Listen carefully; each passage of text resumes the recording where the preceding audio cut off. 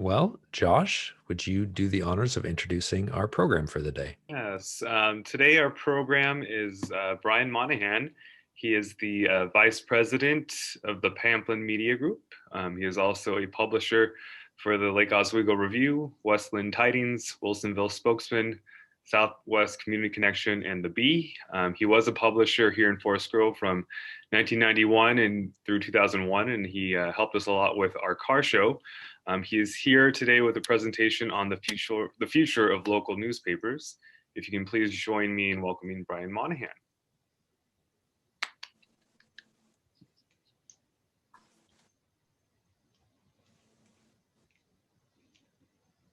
Thank you, Josh. Appreciate that very much. You hear me okay? Yep. Awesome. Well, I really appreciate the opportunity to talk today. It's kind of like old home week for me. I'm scrolling through the top of my browser to see all the Rotarians on this call, and I'm seeing a lot of familiar faces, a lot of familiar names, and especially Jerry Fry. I see his picture up there. I can't say enough about all the people that really helped me in my career from Forest Grove. And I don't want to just give Jerry a shout out. I recognize, obviously Blake Tim already reminded me that he and I worked together when he was public information officer back in the 90s at Pacific, but I also, Tim Showerman, who I used to do places 1x7 insurance ad every week in the News Times. Obviously Janine Morel, Mark Nakajima with Ace Hardware. I remember when Tom worked at one of the banks. I'm blanking on that name right now, maybe West Coast Bank, but I definitely remember Tom. I don't see Pete on the call, but Pete and Glenn Van Dyke, very special family to me. They really helped me in my career as well. And I'm probably leaving a few people off, but I wouldn't be in my job today if it wasn't for a lot of people in Forest Grove who helped a young man out when he started his career in newspapers at the News Times back in 1988. My first experience in Forest Grove was working at it was the Strawberry and Slug Festival in downtown Forest Grove. And I was in charge of the big wheel races in front of Van Dyke Appliances. And that was my first introduction to Forest Grove. And man, that really set the tone for me because I grew up in Beaverton and I never knew what it was like to work or be involved in a small town. And Forest Grove just sealed it for me. To this day, everything I do relates to what I learned in Forest Grove, what Jerry Fry taught me, what I learned from Glenn Van Dyke at Van Dyke Appliances. I know he's not around anymore, but Gib Patterson at Patterson Furniture was somebody who I could always count on for advice, whether I wanted it or not. But folks like that, they really helped me in my career. And so I appreciate the opportunity to talk today. Let's see. So in terms of my chat this afternoon, I'll keep it to about 20 minutes and you guys can fire away questions. As Janine already mentioned, I gave this talk in Lake Oswego, and it was the first time that I had done it. It's really talking about media in general, and I should have practiced it more. So bear with me if I stumble through this because it's been about a month. I also, just so you're aware, I tried to update my program to be have all the photos be more representative of Forest Grove, but you're going to see some Lake Oswego newspapers in there because when I presented this before, it was for the Lake Oswego Rotary Club. So let me go ahead and try to share my screen here. And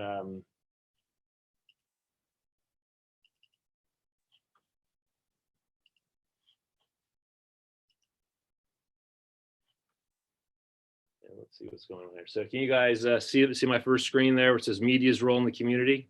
Looks good. Woo, okay. Big deep sigh there. That was the thing I was most worried about, not being able to share my screen. All right, so yeah, I think a big topic that's come up right now is what's the media's role in the community? And I get a lot of questions when I'm out in the community when they ask me, where do you work, Brian? And I say, I work for Pamplin Media. We have 26 newspapers in the Portland area, and a lot of times they're like, oh, I'm so sorry that you work for a newspaper. How do you even have a job these days? Does anybody actually even read a newspaper? So I have to kind of go through and walk them through the reality of, we're more than just a newspaper. Yes, a lot of people actually do read newspapers. In fact, we are the largest printer of newspapers in the state of Oregon. In some weeks, we're printing close to 150,000 copies of all our different newspapers. But a lot of people read our newspapers. even more people read our news online through our digital processes, whether it's the websites or email newsletters. But collectively, what we're trying to do as a company right now is provide as many avenues to get our local news out to people as possible, because as we all know, people get their news in a lot of different ways. And so part of this presentation is going to talk about that, but part of it is talking about what's our role in the community, how we try to serve, and also what's the future look like per se. So basically, again, how do we serve our community? And again, I was not in Forest Grove Rotary when I came to Forest Grove. Glenn Van Dyke got his hooks in me as soon as I arrived in town and said, "You're going to join Forest Grove Lions." So I was never actually a Rotarian in Forest Grove. I am currently a Rotarian in Lake Oswego because they were the first ones that jumped me when I got to town in Lake Oswego. Needless to say, I did attend a few Rotary meetings, and I do understand the importance of service to the community. And really, to be honest, a lot of the things that Rotarians do in terms of how they serve the community, I try to use in running our newspapers in terms of is it good for all? Is it the truth? It really comes back to service. And most people who are in journalism today aren't doing it for the money, that's for sure. It's really about community service, making a difference. And like I said, I learned that firsthand working in Forest Grove. I knew if we had a good issue of the News Times, I would hear about it. If there was a mistake, I would hear about it. And unfortunately, there was a time or two where Jerry Fry had to come down and kind of shake me a little bit and say, "Brian, how dare you do that in the paper?" More times than not, he was obviously telling me good things. But that's what I appreciated about a small town, and that's what I think we try to strive to always serve our community. And I'll talk about how we can do that. Part of that is being a community watchdog. That means showing up at city council meetings, at school board meetings, and being there to make sure we're holding elected officials accountable, making sure that what they're talking about isn't done in secret. Another way we can do that is celebrating community milestones. And I guess I'm putting questions on all these slides because I guess the point I'm trying to make on part of this is the fact that people view us in different ways. Some people expect us to be community watchdogs. Some people expect us to celebrate community milestones, whether it's a state championship or graduations. Could be highlighting local events like the Concours d'Elegance. I started working in Forest Grove and got introduced to Al Stevens, who talked all about the Concours d'Elegance. He was Mr. Concours d'Elegance, and he taught me a lot about the show. And we actually did a lot of cool things together related to the show in terms of driving tourism to Forest Grove, using the car show as a hook. But again, part of what we do as newspapers, a lot of people feel it should be just promoting local events. Secondly, not secondly, but one other thing is being a community cheerleader. Like I already talked about, celebrating milestones like state championships, but also there's things like shop local. Again, it's usually the local paper that's always beating that drum of how important it is to support their local merchants. Other things that happens, I gave an example here from Lake Oswego. This is an ad that I twisted the arms of the city, the chamber, and the school district to thank the community for stepping up and volunteering to help neighbor from neighbor, because during the snowstorms we recently had, especially in Forest Grove, not Forest Grove, but in West Lynn and Lake Oswego, many of the people were out of power for almost a week, and it was neighbors who were stepping up to help each other. And so I went to these key leaders in the community, said, we really need to thank the citizens for doing what they do. So again, trying to be a cheerleader in the community to make people aware that it's important to thank those people. And I think that's a role a lot of publications forget about. But again, if a newspaper can be a cheerleader, it's what unites a community. And it's also presenting the living history of a community. I looked it up last night just to recall, because I couldn't remember for sure, but the News Times is actually 135 years old. That is our oldest newspaper in our group. And the record for the longest term publisher was actually, I'm pretty sure he was a Rotarian, but his name was Hugh McGilvra. He went on to, after starting the newspaper, I don't know how many years after that, but he also started a company called Times Litho. It was one of the largest commercial printers in the state. Times Litho is no longer around, and Hugh passed away a year or two after I became publisher. But he was, like I said, the publisher in Lake Oswego at Forest Grove for literally 60 plus years.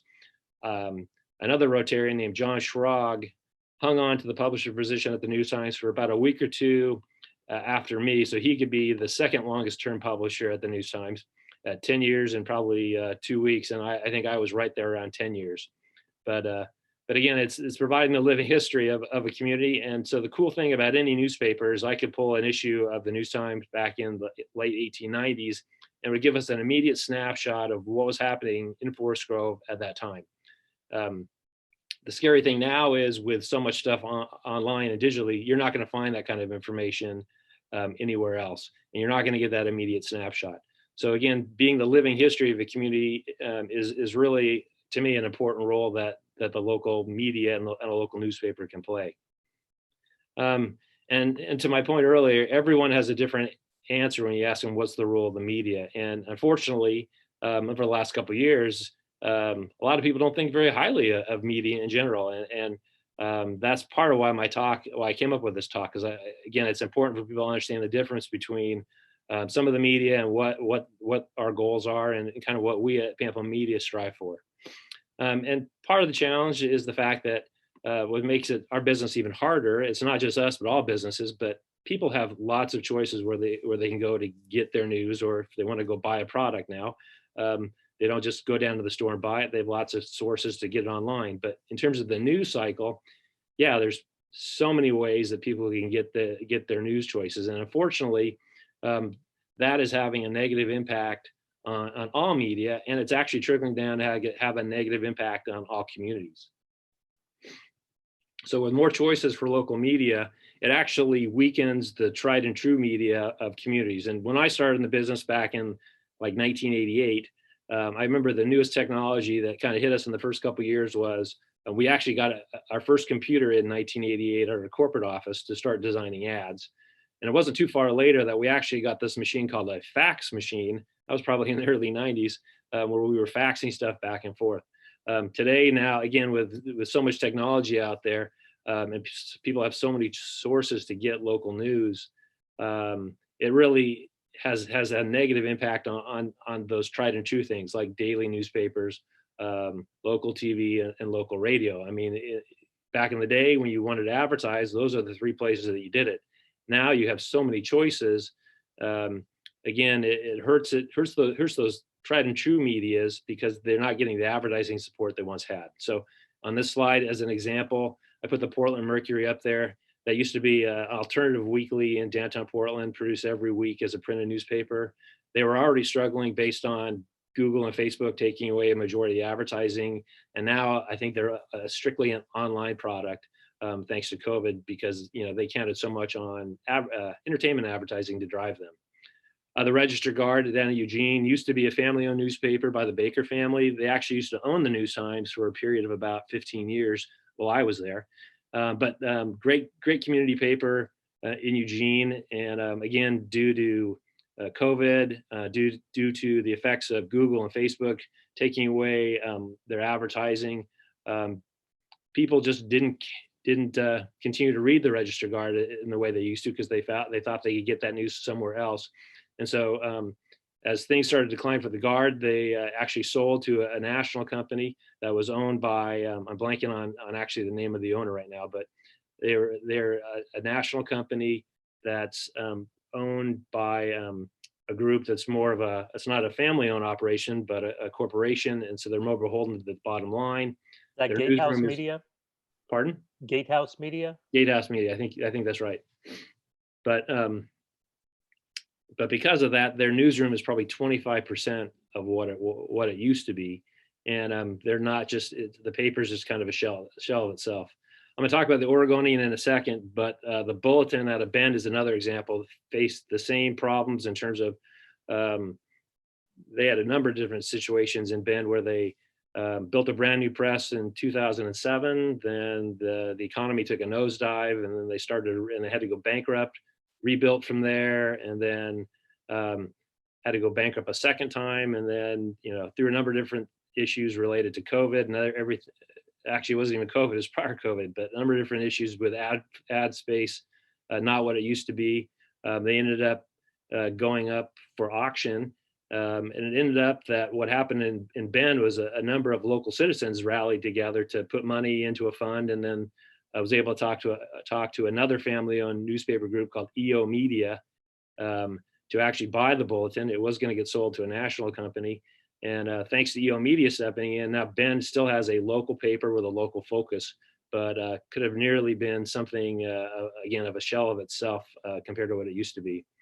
The Oregonian, again, I know there's been a lot of changes at the Oregonian. When I was running the News Times, the Oregonian really wasn't a competitor to us at that time because it was this paper called the Hillsborough Argus. And that was a tough paper. It had a lot of distribution, had a lot of advertising. They did a good job. But what happened to the Hillsborough Argus, it was really the start of the downfall of it, is late in the 1990s, they sold to the Oregonian. And because of that change, things started to become unraveled to some extent at the Hillsborough Argus. Different ownership, different structure. It, eventually just started to dwindle away in terms of the paper that it had been. And then we had the community people in Hillsborough coming to us saying, Pamplin Media, would you be willing to start a paper to offer us an alternative to the Oregonian, or to what the Hillsborough Argus had become? And that kind of dovetailed with kind of our company's existence too, because the Oregonian was actually trying to buy our company at the time when a gentleman by the name of Dr. Robert Pamplin, who was our current owner, stepped in to say, he didn't know the Oregonian was trying to buy us, but he was worried that, probably knowing that they had just bought the Hillsborough Argus, that all this media was going to fall under the umbrella of the Oregonian, and he didn't want that to happen. So he reached out to the owner at the time, a man named Steve Clark, and bought our newspapers, and then bought more of them surrounding the Portland market to create what is now Pamplin Media Group. But since that time, again, the Oregonian has continued to try to change in terms of the size. It used to be a broadsheet. Now it's what's called it's not really a tab publication, but it's more of a kind of a subway type of size where it's easier to read from that standpoint. So it's a smaller format. And they're having all kinds of challenges in terms of, again, being more local. They decided to go to a digital first format way before every other newspaper group in the country. And they kind of forced the issue of its readers to go that way by dropping circulation days, changing its coverage. And they got a lot of pushback. And the negative part about it for the Oregonian has been the decline in circulation. Part of it has to do with the fact that, again, they made all these changes that didn't settle well with a lot of typical Oregonians or long-term Oregonians. But add to that the challenges faced with advertising loss to Facebook and Google. And you can see back in 2002, they had almost 450,000 distribution on Sundays. As of October of 2020, that Sunday distribution of paid circulation for the Oregonian had dropped to just under 70,000. So, literally less, they're 20% of what they used to be in the last 20 years. And the same is true for their weekday product. They used to have 350,000 distribution as in 2002, and now they're slightly under 50,000. And, dailies have it tough because they can't provide local news you can't find anywhere else. And they're trying to drive people to read their news online. But with so many options out there, again, it's too easy for people to get their news somewhere else. And so that's all contributing to the challenges that daily newspapers are facing. And across the country, we're seeing a change in terms of the structure of newspapers and media groups. And really today, there's really three national newspapers: the New York Times, USA Today, and Wall Street Journal.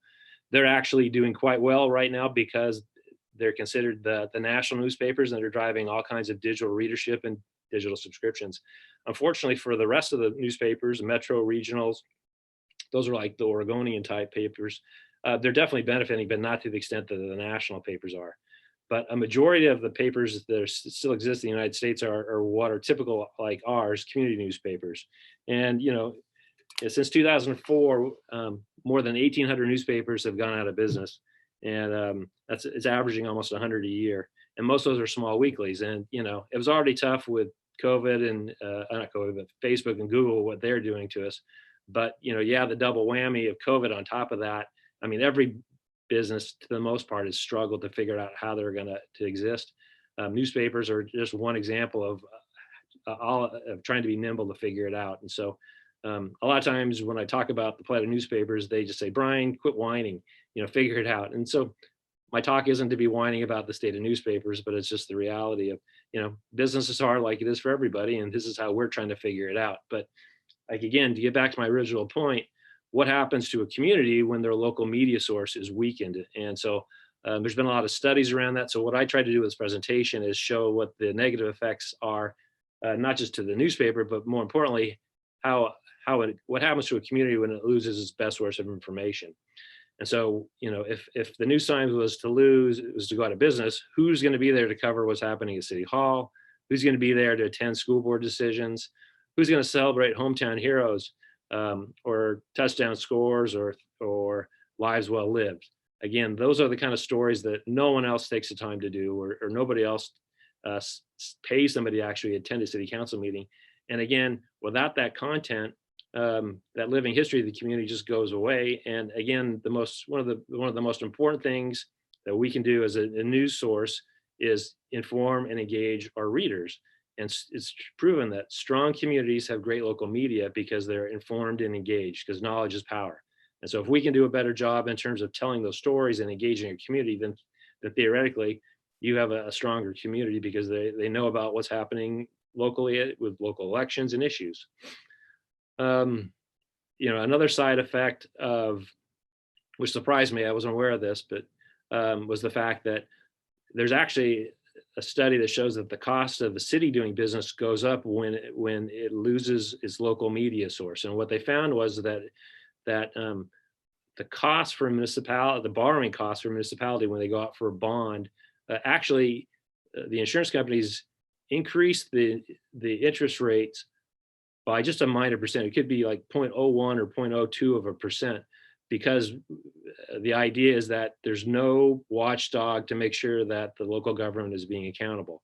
And local insurance companies see that as a concern. And so this study talked about how, again, with communities that didn't have a local media were paying higher interest rates on bonds that cities were going after.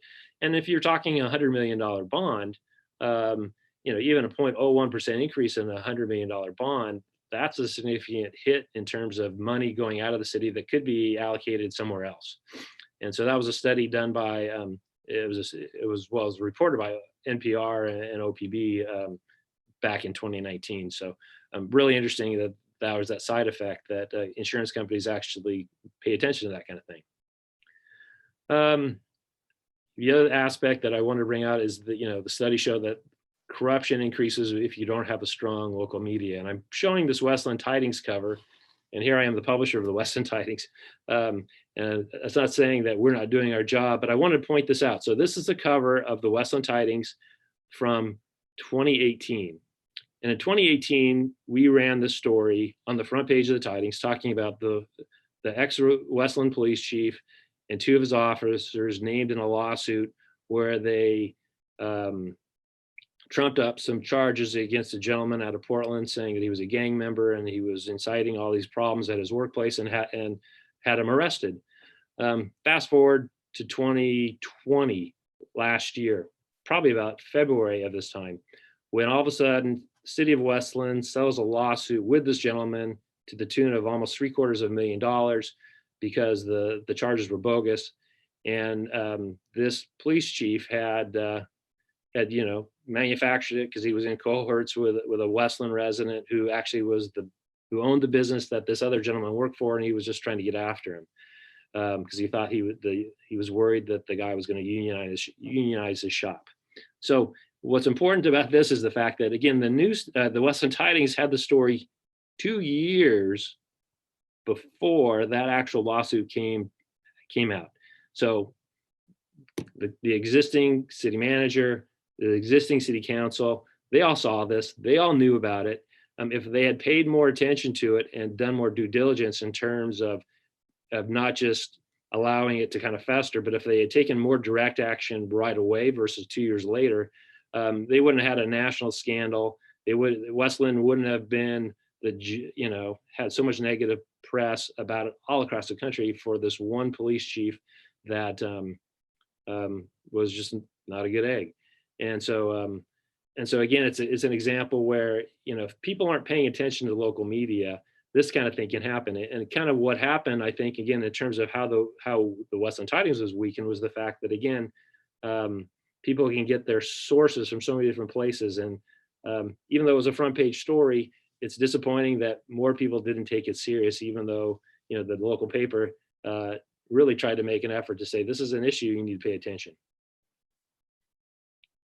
The other thing that's really become obvious, especially with this last election, is how communities can become more polarized when they don't have a source of local news that they pay attention to. And that's the trick these days, or the challenge these days, because what's happening even nationally is the fact that national politics trickles down to local politics. And I see it all the time. In fact, I'm seeing it now with school board elections, which are supposed to be nonpartisan, but we'll get a school board election, and suddenly it's the Democrats who are taking ads out for school candidates who support democratic values, or Republicans doing the same, when it should be, hey, it's a nonpartisan issue. You should just be there to encouraging people to vote for candidates who are just there to build greater schools or help create greater schools, not about what their political affiliation is.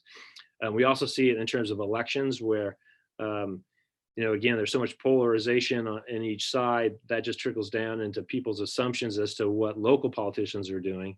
And again, you just don't get the people who are taking the time to really do their due diligence and learning about the candidates, what they stand for, so they can make good voting decisions. And what drives a lot of that, unfortunately, is social media.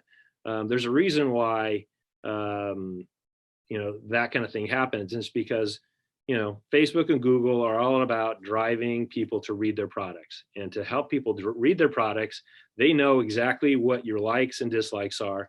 And they're going to make sure that if you, like myself, if I like something related to fishing, they're going to make sure they serve every fishing video that they can find to me. So I'll take a look at it and see how big that fish was that I caught.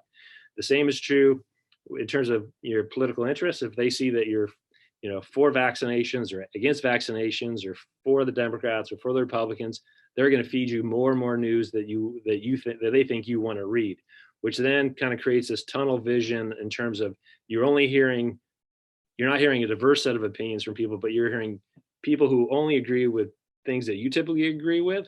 And so again, you're not getting the opportunity to really hear both sides of an issue. You're only hearing the one side that you had an initial interest in. And so then it just creates more of that support, because you're reading more and more people who have like-minded views. And again, you're not getting a cross-section of news to help you come up with balanced decisions. And so then it creates community polarization. And again, it makes it harder in terms of getting quality people elected, because unfortunately, I've seen it in my communities in Lake Oswego and Westland, where people get elected based on these kind of campaigns, or negative campaigns, or just people who shouldn't be elected get elected, and it just creates more problems down the road. And again, Westland's a classic example where people who really had no business being elected were elected, and then were soon quickly ushered out, because the community realized that all the decisions they were making really weren't in the best interest of the community. So how do we remain relevant for the next 100 years? And again, it comes back to doing a lot of things I'm talking about in terms of service to the community. And that's a big part of what we're trying to remind people, that a community, what's a community like without local news?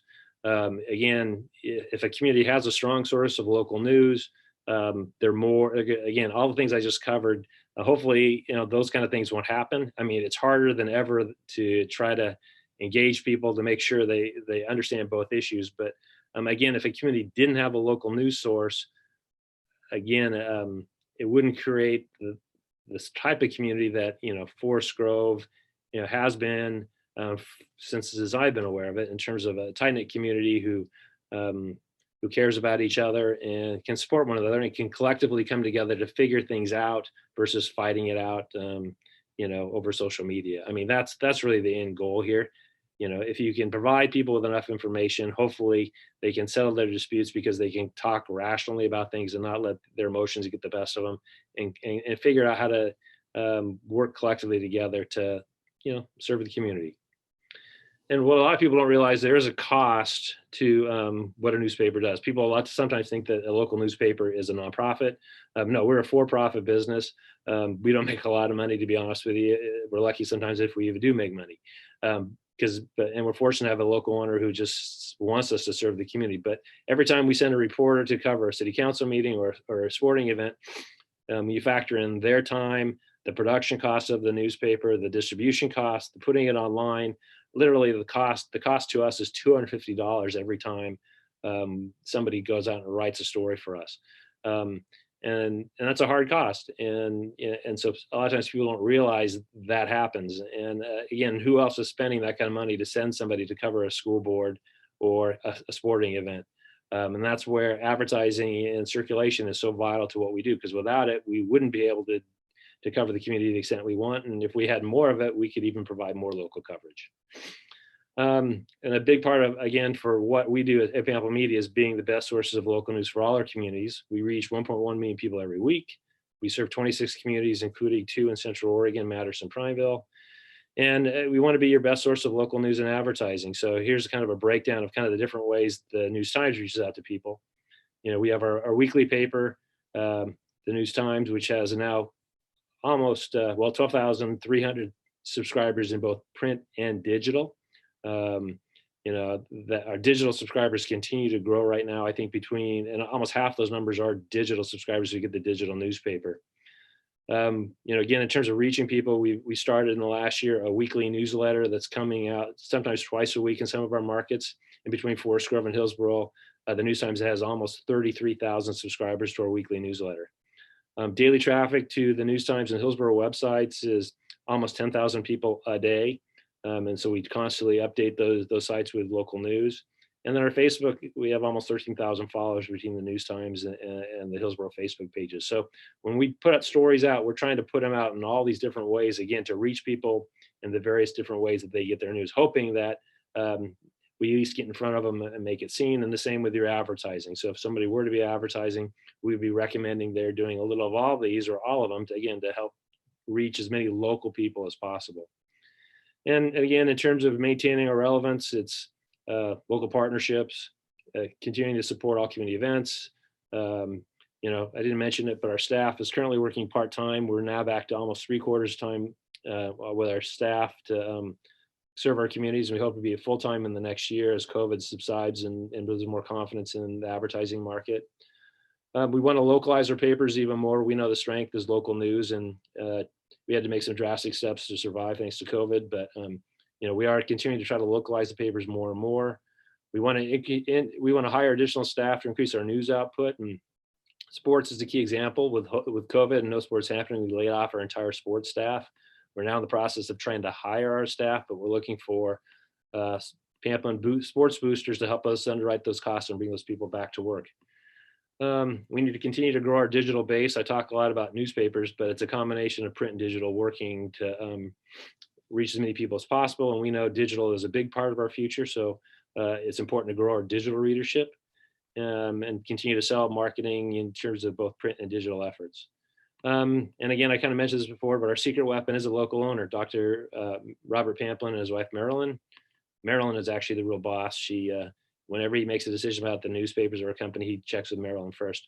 But they're a great local family. They live in Lake Oswego. I used to meet with him once a week prior to COVID, but he really cares about our communities, and he has invested his time and energy and money into all our products. And to be honest, if it wasn't for him, a lot of our papers wouldn't be here today. So our communities are better off because of him and his wife.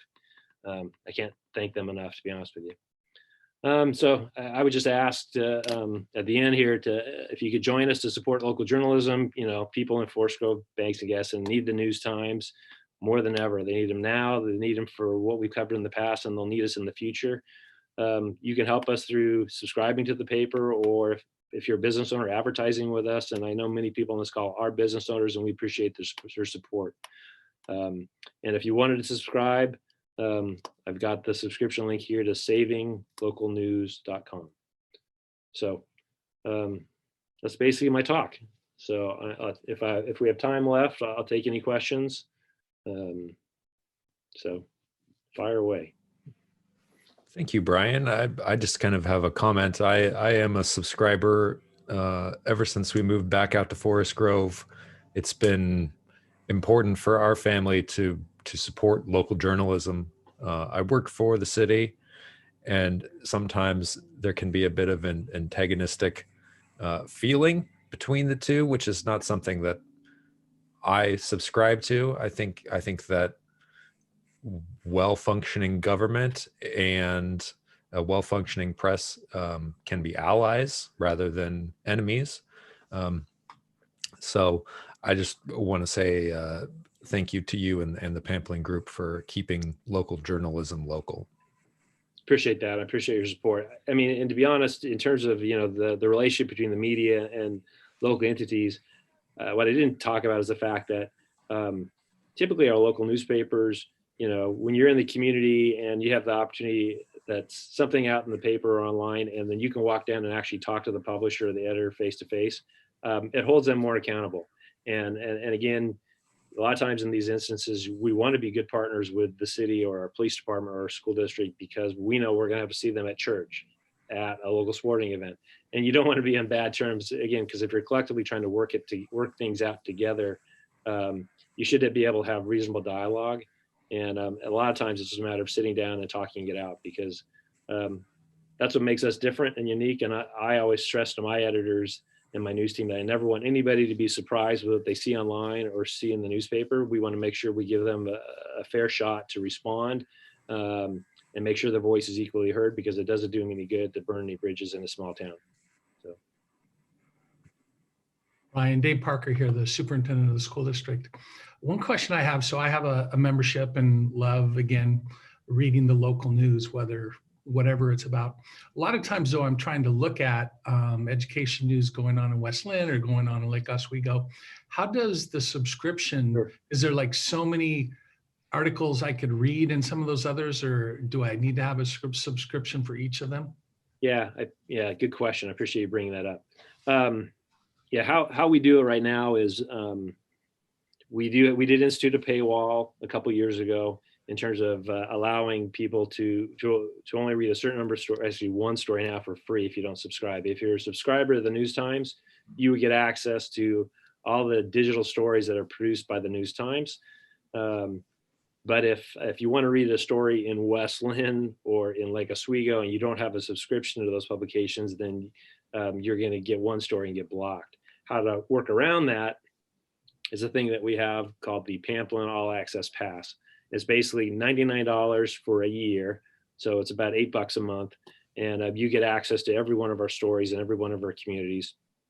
Right now, we publish literally over 3,000 local stories every month by our journalists, and a lot of those stories are regional in nature. But again, if you want to know what other communities are up to, it's a great way to take advantage of that. And from a cost standpoint, we're still less than what the Oregonian charges, but providing a lot more local news.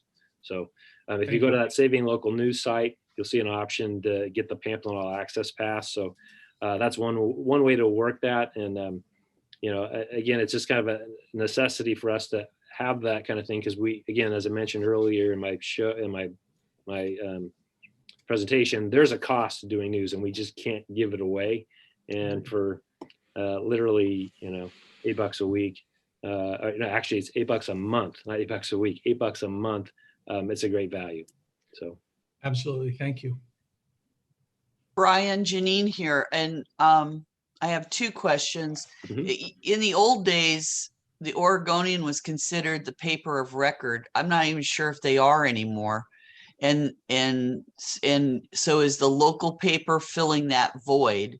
And then the other question is that as the demographics change of society, it feels like there's an age group that still wants to read a physical piece of paper and an age group that could care less about cutting down a tree. So, how are you increasing your digital viewership? As an advertiser, I'm always interested in how you're trying to grow that part. Sure. So first part of that question, paper of record. Yeah, the Oregon used to be actually, to be honest, they were never really the paper of record for specific communities.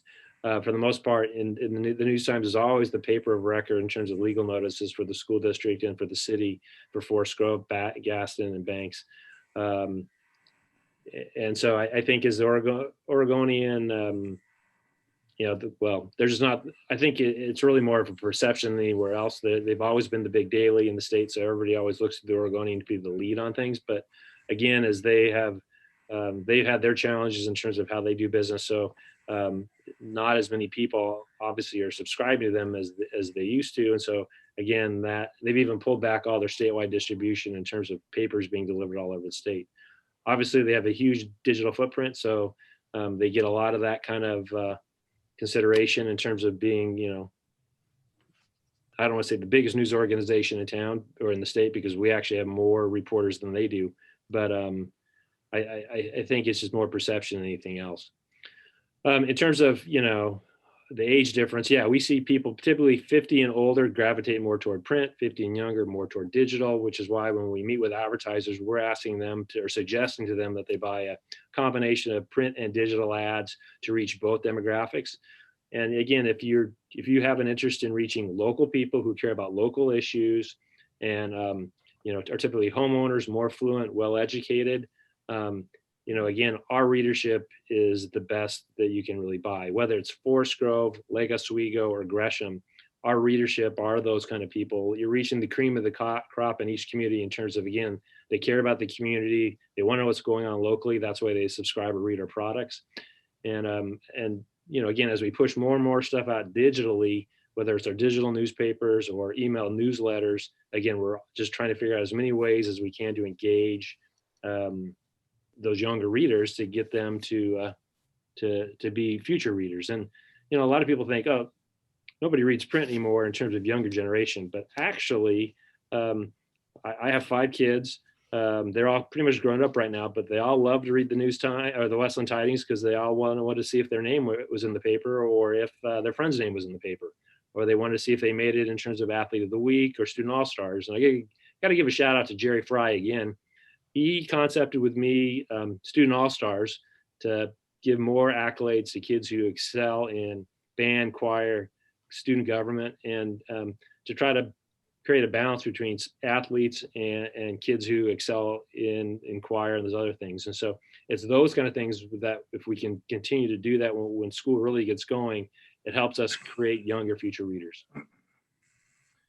Yes, Brian, I have 2 questions.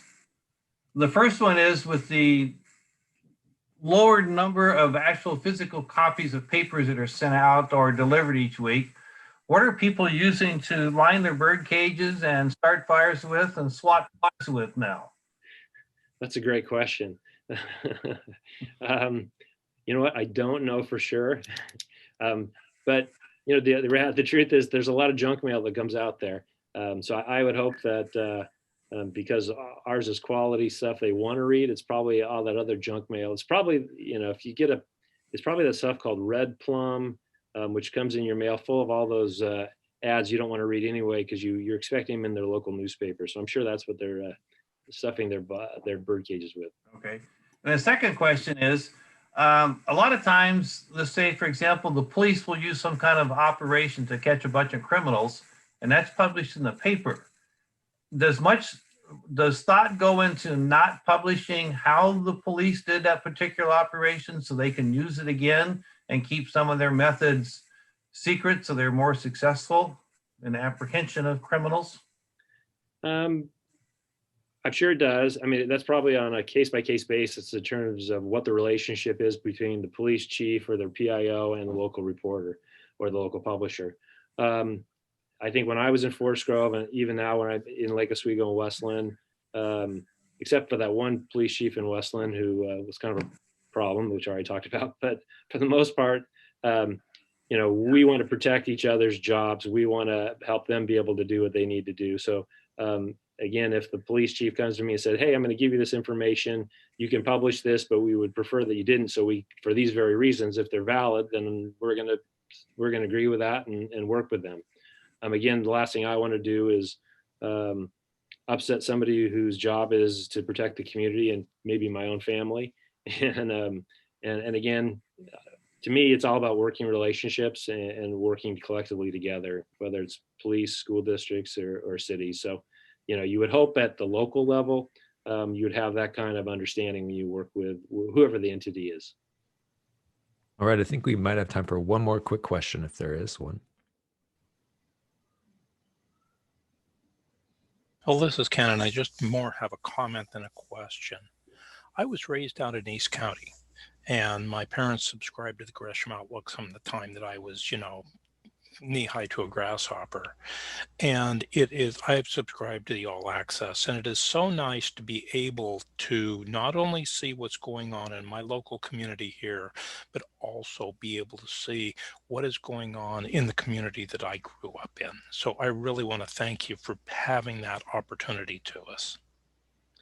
I appreciate making that comment. I still get my wife's paper, The Matters Pioneer. So for that very reason, we like to see the printed copies, and she likes to see if her relatives made it into the police blotter.